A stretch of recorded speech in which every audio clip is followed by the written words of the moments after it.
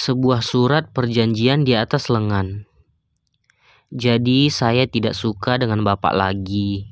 Saya mau yang seumuran saya saja. Oh, baguslah kalau begitu. Berarti kamu tidak akan nangis-nangis lagi mengemas cinta pada saya. Iya, tidak lagi. Baiklah, Jovita. Saya pegang kata-katamu, ujar Leon. Raut wajahnya bukan senang, malah kembali suram. Ini orang bagaimana sih? Aku membatalkan perasaanku padanya, harusnya dia senang. Ini kenapa wajahnya kembali lusuh, seperti kanebo kering, gumam Jovita pelan. Jadi saya minta pekerjaan saja sama Bapak, seperti orang-orang Bapak yang lain. Saya janji tidak akan kabur. Saya hanya ingin memiliki uang dari hasil pekerjaan saya sendiri. Leon kembali memijit-mijit keningnya yang terasa semakin berdenyut, dan ia merasa sangat pening. Jovita, saya sudah bilang saya akan memberikan apapun untukmu. Kamu hanya perlu jadi jimatku. Saya tidak ingin yang gratis, Pak Leon. Saya akan sangat senang jika saya memiliki uang dari hasil kerjaku sendiri. Teman tidur juga satu pekerjaan, Nona Hara, ujar Leon mulai kembali memasang wajah sinis. Baiklah, saya akan menjadi jimat Bapak. Tetapi saya harus mendapat gaji tiap bulan. Saya tidak mau gratisan. Jika ketiga wanitamu mendapat upah sebagai pemuasmu, maka saya juga dapat upah sebagai teman tidurmu. Baiklah, ucap Leon tidak bersemangat. Tetapi saya ingin mempertegas dan membuat perjanjian. Apa lagi sekarang permintaanmu? Kamu pikir kita sedang kawin kontrak? Leon semakin mencengkram, keningnya kuat. Tidak, kita lebih rumit dari kawin kontrak, balas Jovita. Ia tersenyum manis. Lalu mau apa lagi? Leon menarik nafas panjang. Saya akan bertugas jadi teman ranjang Bapak, tetapi kita ada batasannya. Kita tidak ada kontak fisik, tidak mengurusi masalah pribadi satu sama lain. Baiklah Jovita, lakukan apa yang kamu mau. Kepalaku pusing, ujar Leon menutup matanya dan menyadarkan kepalanya di sandaran sofa. Saya juga mau ponsel dan ada libur seperti pegawai yang lain. Bagaimana? Leon tidak fokus. Ia sibuk memijit keningnya yang terasa semakin pusing. Ia bahkan tidak menyimak permintaan Jovita. Baiklah, apalagi permintaanmu? Itu saja, Pak. Baiklah, akan saya pikirkan. Mana kertas perjanjiannya? Tanya Jovita lagi. Kertas apa? Kertas perjanjiannya. Jovita tidak ingin selamanya jadi mainan Leon. Jika kamu menindasku, aku akan membalasmu dengan caraku, ular naga. Jangan pikir saya akan diam saat kamu menyakiti perasaan ini. Kita bukan lagi adegan sinetron, seperti yang di televisi ikan terbang itu. Bisanya hanya menangis jika ditindas. Aku berjanji akan membalas rasa sakit hati ini padamu, tetapi dengan cara yang elegan. Jovita membatin. Mana, Pak? Jovita, saya tidak punya waktu untuk mempersiapkan apa yang kamu minta. Tanda tangan saja di sini, ujar Leon memberikan lengannya. Ini, saya harus tanda tangan di sini. Iya, ujar Leon tidak bersemangat. Pak Leon, di mana-mana surat perjanjian itu ditulis di kertas, lalu diberi materai. Tidak ada menulis surat perjanjian di lengan, ucap Jovita protes.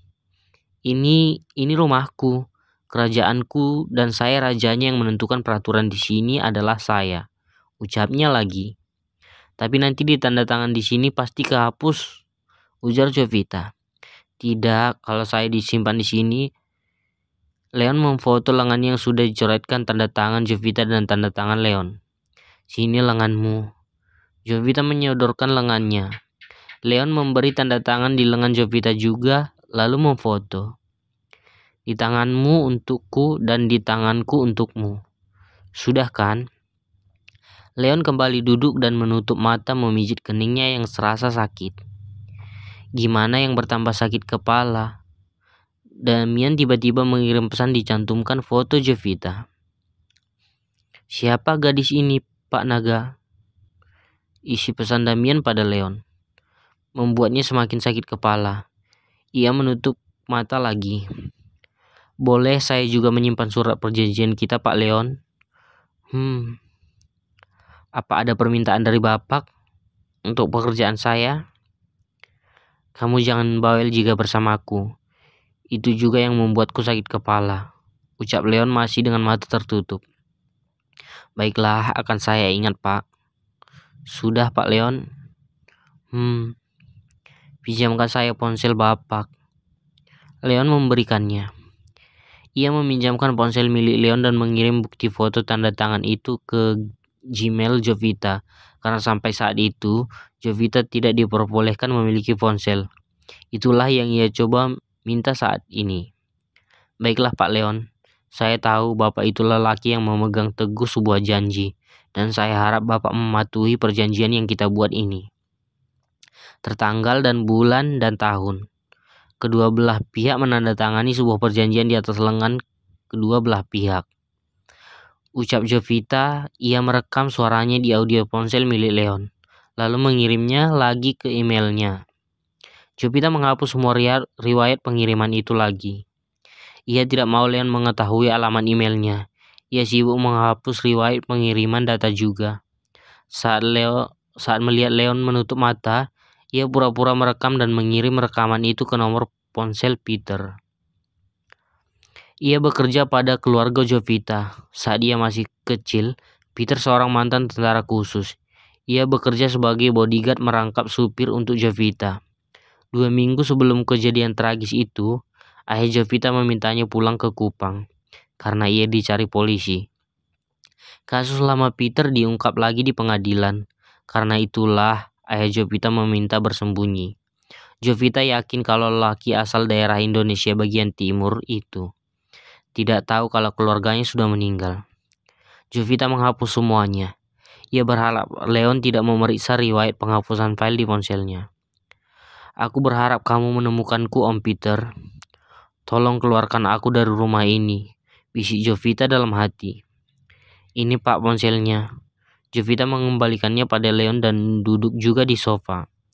Leon melirik wajahnya Jovita sekilas. Ia melihat kalau Jovita berusaha mengubah sikapnya. "Apa kamu yakin bisa berubah?" tanya Leon dalam hati. "Baiklah, saya harap kamu bisa mulai bekerja saat ini juga," ucap Leon. "Apa Bapak minta saya tidur bersama sekarang?" "Ya, mulailah bekerja saat ini juga, karena saya sudah tidak tahan lagi. Mari berbaring, kepalaku sudah mulai sangat pusing." Leon menepuk bantal dan meminta Jovita berbaring. Dulu Jovita berpikir itu hanya akal-akalan Leon agar bisa bersamanya. Namun hari ini ia akhirnya percaya kalau lelaki itu benar adanya. Ia berbaring di samping Leon. Untuk saat ini, Leon menepati janjinya pada Jovita, hanya memegang tangan Jovita. Baru sebentar, lelaki bertampang tegas itu sudah terlelap tidur, menggenggam sebelah telapak tangan Jovita. "Jadi memang benar kalau aku jimat tidurmu. Menarik juga." Jovita menatap wajah Leon yang sudah tertidur. Apakah dia dikutuk? Apakah ini hukuman padanya? Jovita juga sangat mengantuk karena malam itu ia juga tidak tidur. Melihat Leon tertidur, Jovita juga merasa sangat mengantuk dan ikut tertidur. Ia mulai pekerjaannya. Leon bisa tidur lagi dan anehnya ia tidak mengalami mimpi buruk lagi. Seakan-akan sebuah pertanda.